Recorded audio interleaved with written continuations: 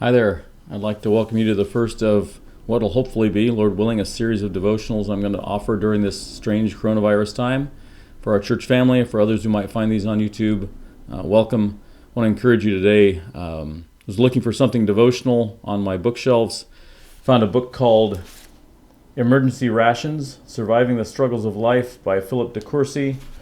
Yeah, just a series of devotionals that I think the subject matter sounds very appropriate for today. I'm just going to kind of encapsulate some of the things I find in there and relate them myself to you.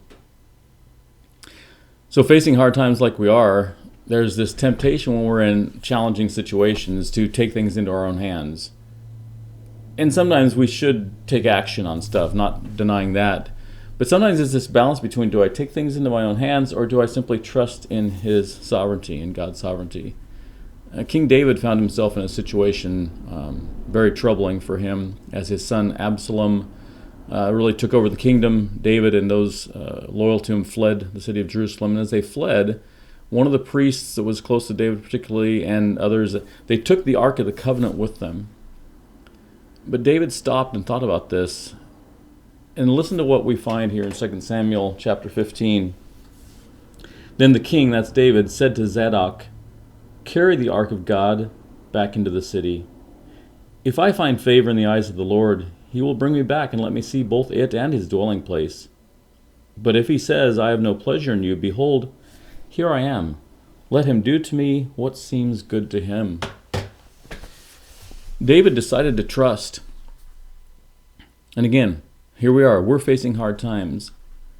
And we recognize that these things are not in our power. Even if we want to act, it's not like you or I can solve the coronavirus situation. These things are not in our power. They're not in our hands, but they are in God's hands.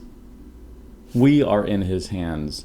Our health, the coronavirus, the economy, our livelihood, these things are all in God's hands. God will do what is best. And what He does is always for our good. Remember, like it says in Romans 8:28, roughly, all things work together for good for those who are called according to His purpose. You can trust the good purposes of God and His sovereignty. Warren Wiersbe once said, or something like this, wrote something like this, God gives His best to those who leave the choice to Him. He really does.